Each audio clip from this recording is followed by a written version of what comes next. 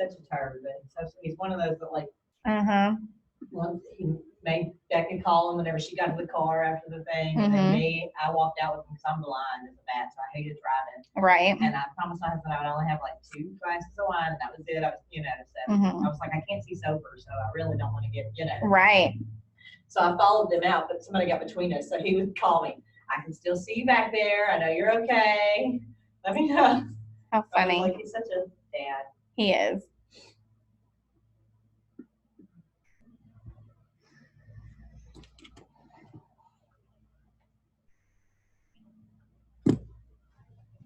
I finally got those people on my Elm Street, my Ned couple, the Ned listing. They made an offer. It took them 4 days or so to sign and execute the contract. Right. They finally did it yesterday after church. But I'm like, it kind of scares me for the 2-day auction because I'm like, how are we going to be able to, if these people take so long just because their kids had lice? Oh. Yeah, I mean, I know that that's a big deal, but it doesn't take long to sign in, Some people are just super procrastinators. Yeah. I don't get it because I'm not. Like that is so not my jam. I'm like, let's get it done as soon as possible. True. Hey, Emily. Hey. Can you see my screen? Huh? Can you see my screen? Actually, Yes, ma'am. Awesome. She wants to see it.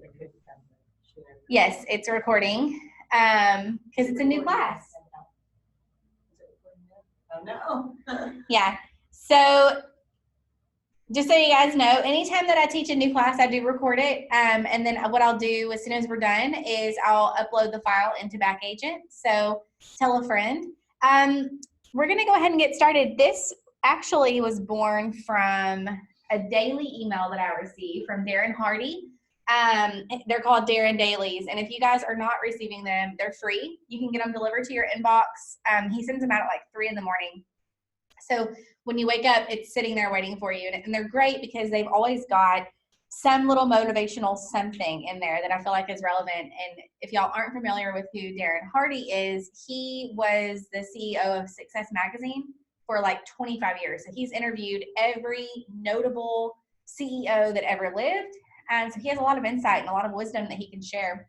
So yeah, check him out. Darren Hardy is his name, and you can Google him. It'll take you straight to his website where you can sign up for the emails.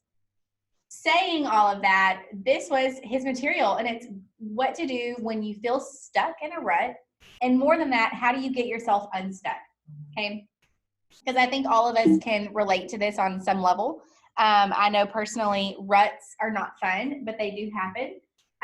And the most important thing is learning the steps and the different methods that we can implement to make sure that if we are finding ourselves in a hole, we can get out. So our mission, our vision, you guys know this is no different. Just because it's not a momentum class does not mean that I'm not going to include our mission and our vision statement.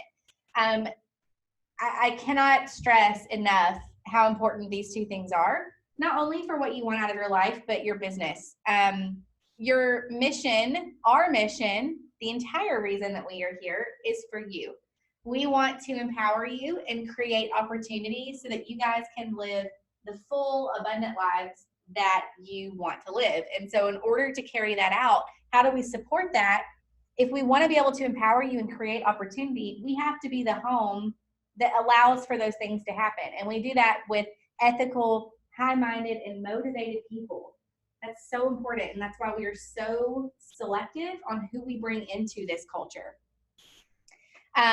We need professional people who are committed to achieving what they want, both in their personal life, but also in their professional life.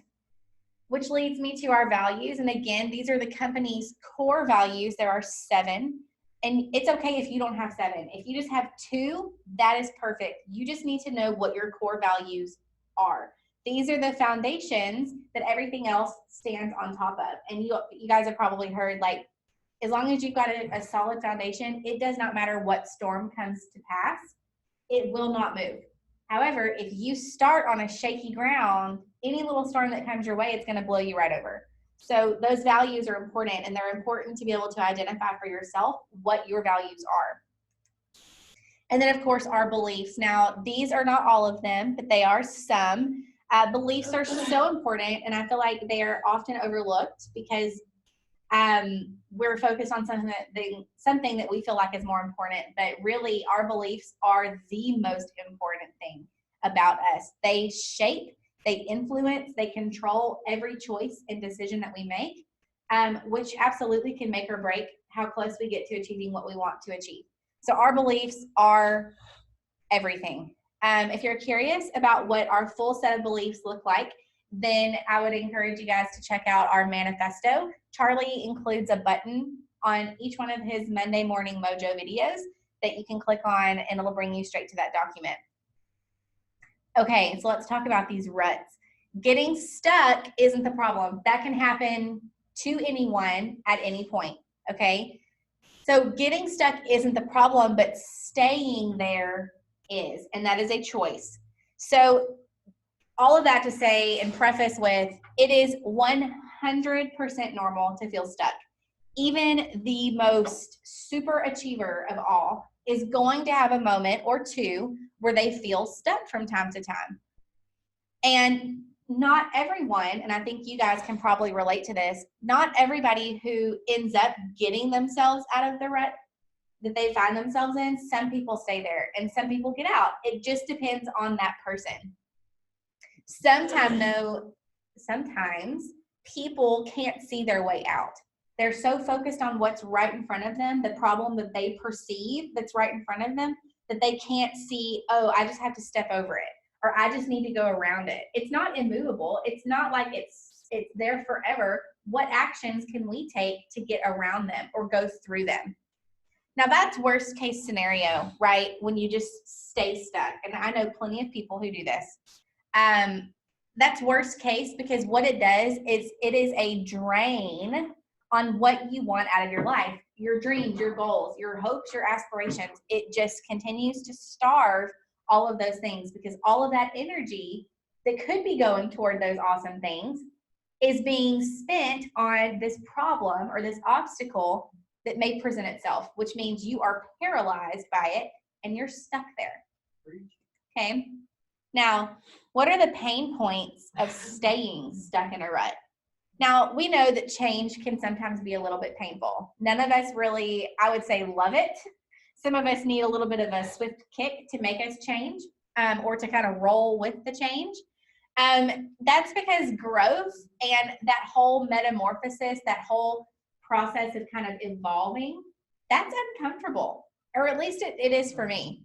But I'll tell you, nothing is as painful as being stuck where you don't want to be, or where you know it's where you shouldn't be, right? So here's the deal. Nothing creates more internal trauma than when what we do on the outside is less than what we know we're capable of on the inside. And that, I think, is the biggest struggle that so many of us face. Either we feel like we're not up to par, we feel like someone else is doing a better job than what we can do, whatever the case may be, that nothing causes more inner turmoil for yourself than what we're doing outside is less than what we know we're fully capable of because of whatever obstacle we perceive may be in our way. Do y'all agree? Agreed. I definitely agree. So internal struggles. From time to time, this is so common, you guys. We know that we are sinning, right, against our nature, which means we let ourselves down. When we know that we need to do something and we don't do it, we let ourselves down. Or when we know that we need to pick up the phone and call somebody and we don't because of what we think they may think if we do, we're letting ourselves down. And arguably, our creator, right? I mean, if you think about it, and I'm not shy about what my faith is, but I don't openly talk about it a lot. That's so true. One of my big things, just so y'all know, I don't like to disappoint anyone in any way, whether that is friend, family, colleague, stranger on the street. That is my thing. I don't like to be a disappointment or let someone down for whatever reason, whether that's something really big or something really small. And my creator is no different. I know what I'm supposed to do. I know what's expected of me, but I don't always do it. So then I feel bad about it. So the gap between knowing and not doing, right? So you know what you need to do, but you don't do it. or you know what you need to say, or you don't say it, right? That's what causes us anxiety and depression and self-destructive thoughts or actions. So if we know what we need to do, then why don't we do it? Why? Because it's uncomfortable. It's hard.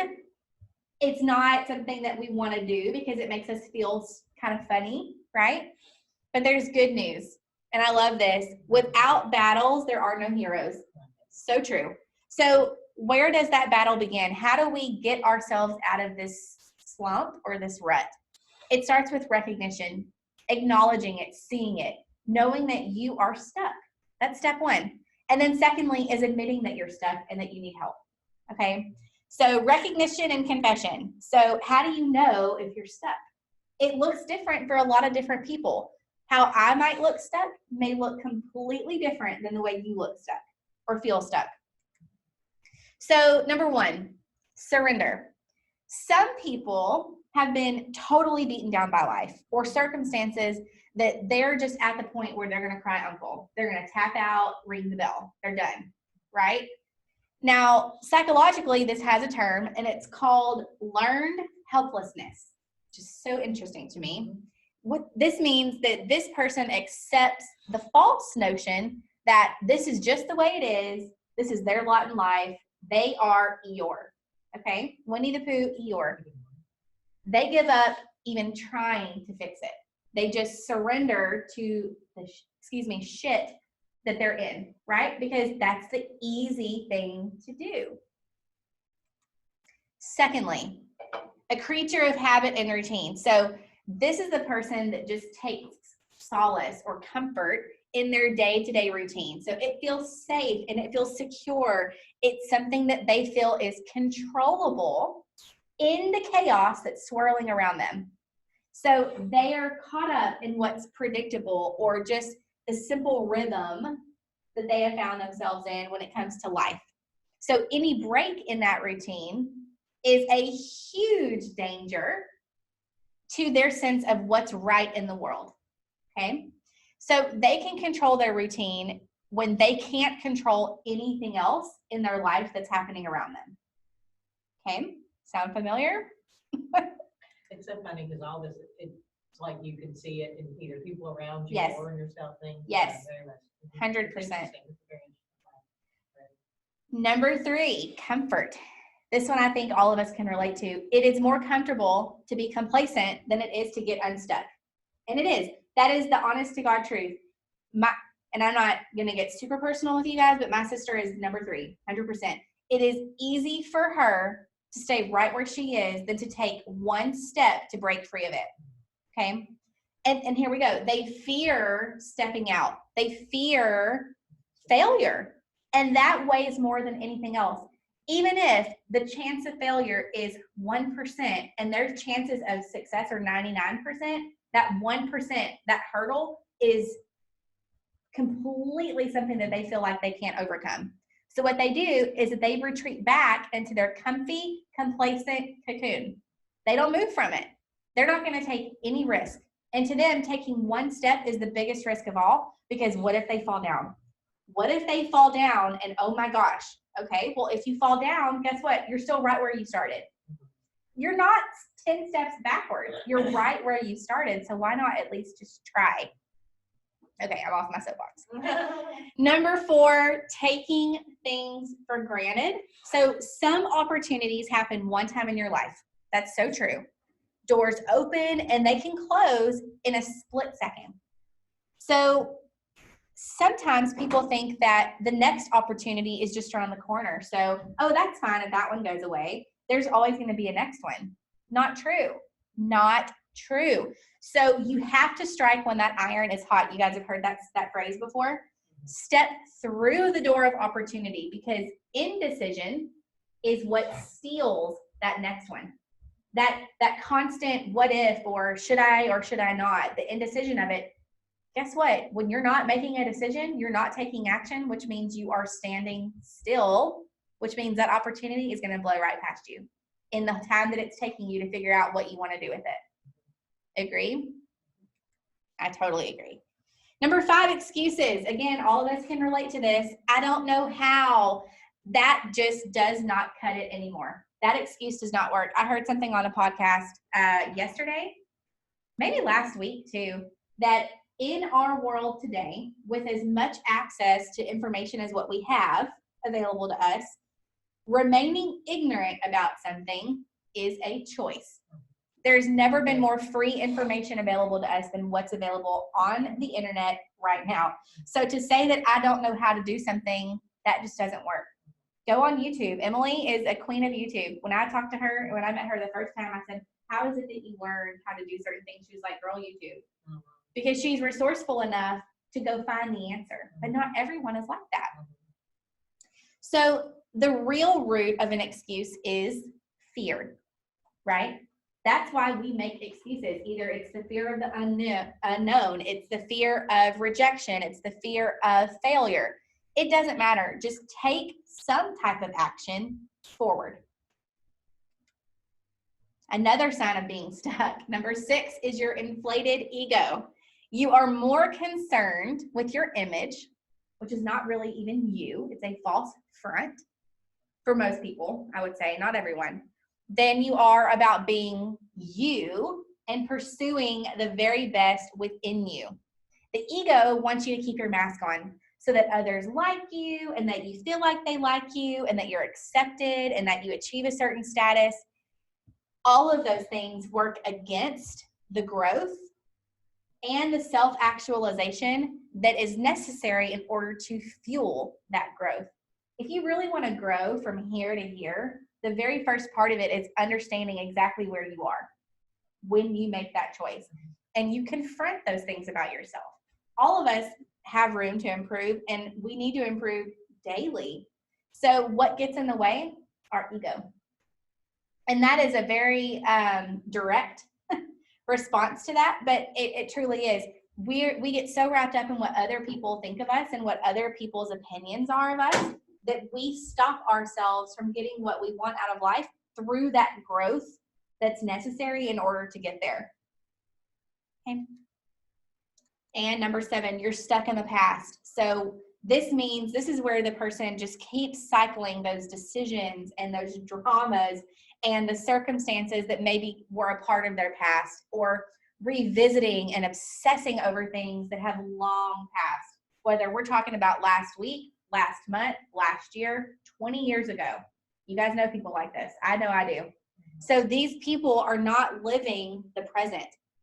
That part is over. It's done. And as Hal Elrod says, you cannot change it.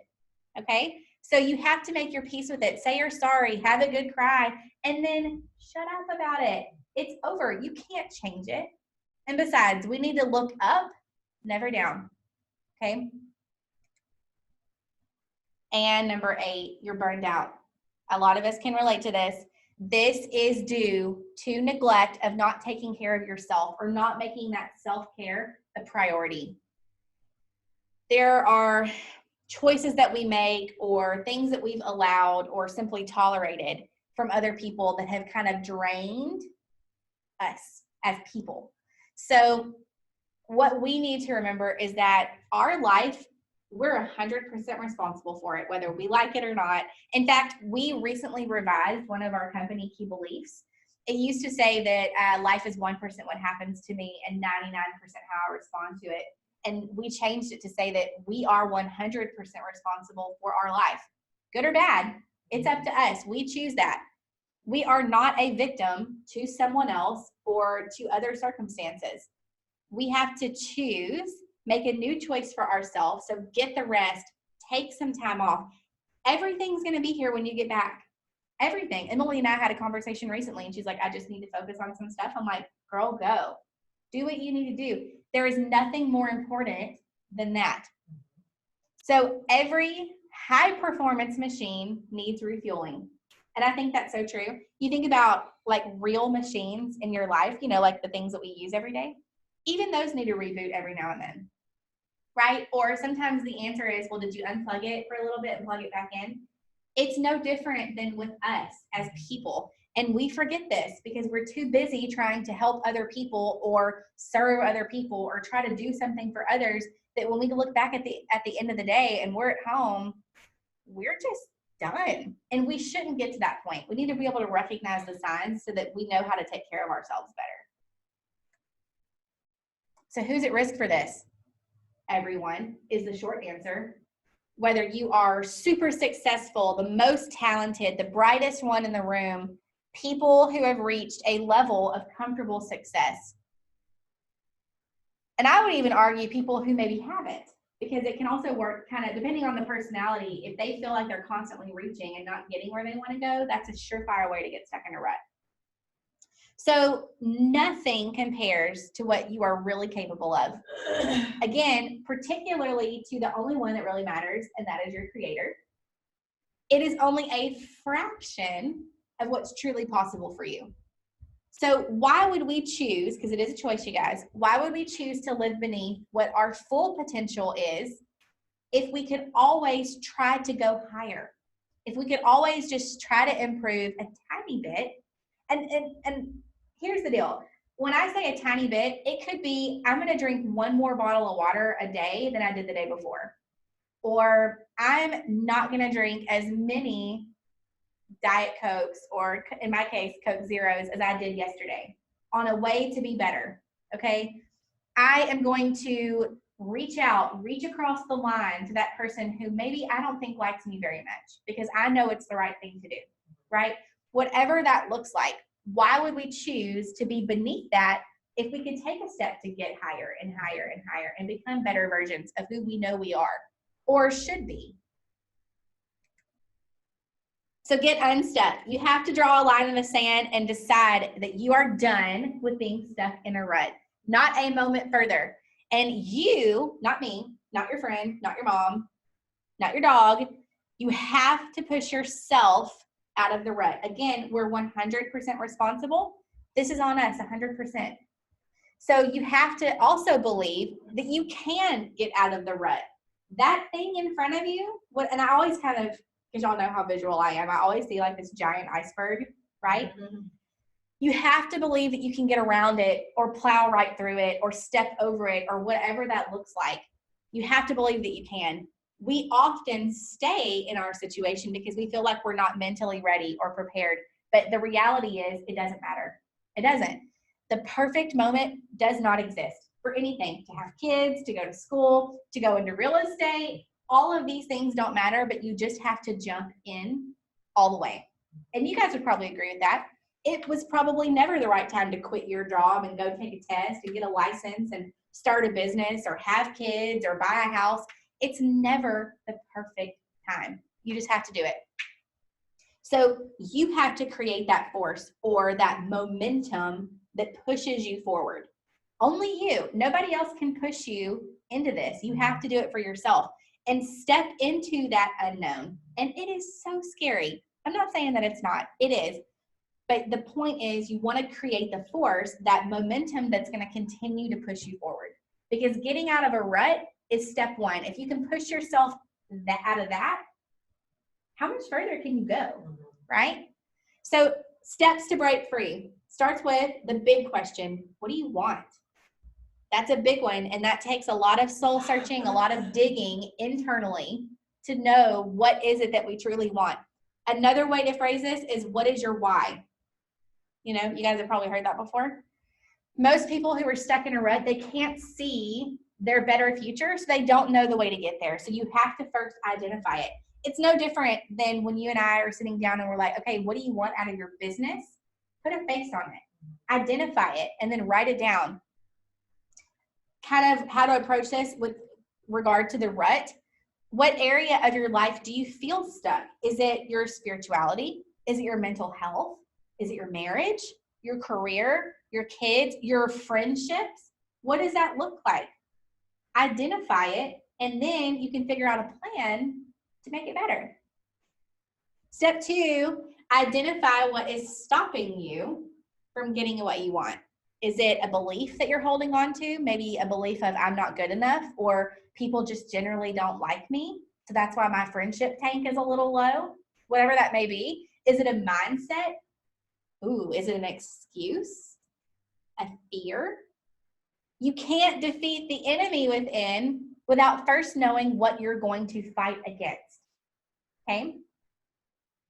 I think this one is the one that resonates with me the most, because if you deal with anxiety like I do or have, especially in the past, it's that feeling of, I don't know what's wrong, I don't know what it is, but I don't like it. This speaks to that. You have to be able to know, what is it that's making you feel that way? Is it a belief?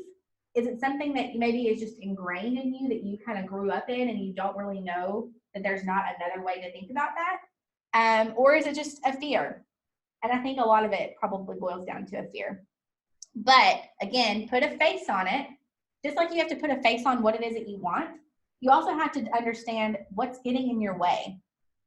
That way you can go to battle against it. And then step number 3, what do you need to do? What actions do you need to take? Start small, then you'll succeed. Start small again, succeed, keep going. That's what keeps that momentum going. It's not trying to take on the whole iceberg. It could just be chipping away at it, right? Or figuring out, okay, well, I can't go through it. How do I go around it? How do I go around it and put this behind me? Or how do I climb over it? If you can't plow right through it, there's always a way to deal with it.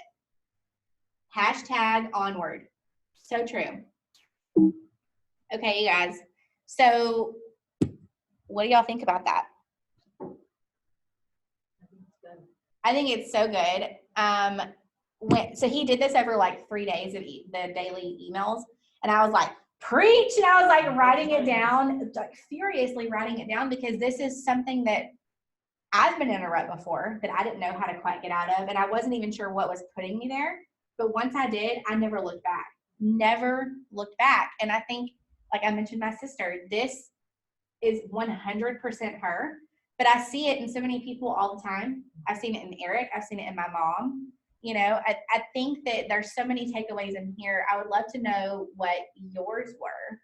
Or if any one thing maybe resonated with you more than something else.